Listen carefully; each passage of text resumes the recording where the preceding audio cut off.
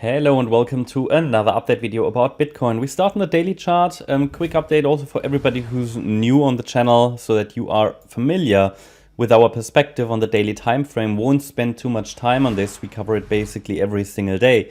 But the idea is still that in the white scenario, we are currently moving in this fourth wave before the price ideally turns around, before breaking below 35K. Doesn't mean we have to go to 35K, but that's the threshold below which I would focus on different scenarios. However, at the moment, because the movement is corrective, price action is corrective on the downside, and we are holding 35K, we're above that level, I am focusing on this scenario primarily, even though in a bullish market, a deeper pullback is probably what many people prefer, because it gives most people the chance to buy back lower or buy lower, add a little bit to their portfolio. I would appreciate that as well. If we can break 35K, then we're likely going to move down lower in the yellow B wave, possibly even to 27K, 24K. At the same time, this would of course also open the door to new bear market lows, which however would not be preferred until the price breaks below 19,800. As long as we're holding above bullish support, we can watch for a bullish reaction. For now, we are not even close to the 35K level. And the idea is we are in this fourth wave and would then afterwards rally in wave 5 of 3, then a 4, then a 5, and climb higher towards all-time highs, okay? There might be another 4-5 pattern, which I will have to add, which is possible. Here, I would have to reinterpret this move up. There's another 1-2 hidden here potentially. But again, I mentioned it before, there's no rush to do that. Let's go already to the 1 hour chart because the market is selling off a little bit. That's no surprise. It's also still not, well, the market is not moving into any new ranges. We're still in the same range and we've just seen a little bit of a red candle. Seems like the altcoins are suffering a little bit more at the moment. A lot of them working through their respective corrections, while Bitcoin is still holding quite well, a phenomenon that we've seen throughout 2023. So the idea is still that we could be in this larger, more relevant A, B, C structure. The A wave, one more low, appears likely. Then we should get a B and a C. One more low appears likely. It doesn't mean it has to happen. It doesn't mean it's needed. An A wave, yeah, this is the first leg down where the price dropped in a direct fashion.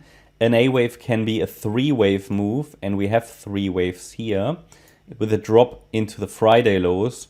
But an A wave can also be a 5-wave move, and this could be wave 4 with one more low to come in wave 5.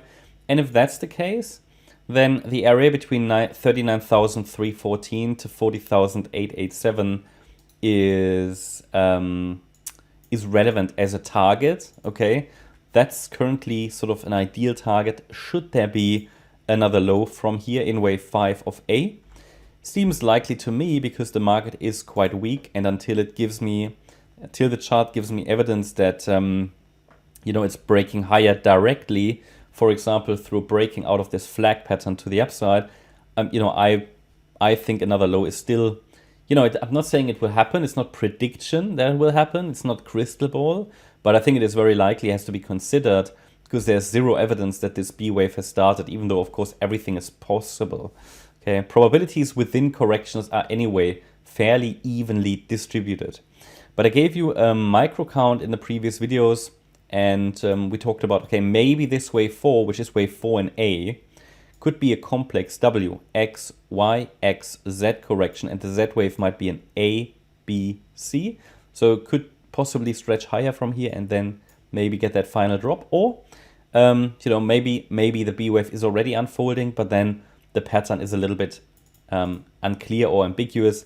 Not saying we couldn't start the B wave from here. It would have to be something like 3 waves in A.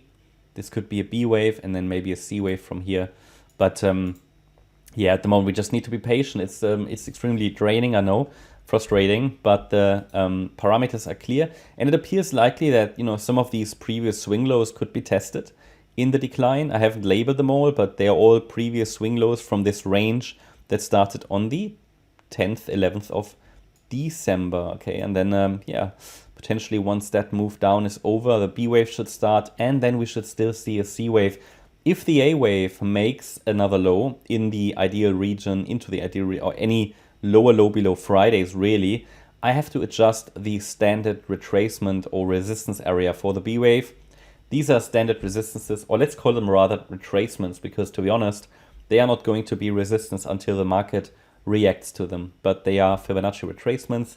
It's the standard Fibonacci retracement zone for a B wave, and only standard because B waves don't really have targets. B waves can even overshoot, and yeah, we have to remain flexible within a B wave. But for now, there's no real evidence that wave B has started. We have to remain patient, and for now the price is even hovering above the first main support level here for this wave 4. That's the entire support box relevant for this wave 4, and the main support level at 41,813 is currently being respected, and we just have to continue to be patient. Maybe today we finally see a little bit of action. I mean, let's see what happens when the stock market opens. So yeah, hope you liked the update. If you did, please hit the like button, leave a comment and subscribe. And if you really like the content, then please check out the channel membership. Also, make sure that you follow us on Instagram and Twitter for additional content. Thanks a lot for watching. Bye-bye.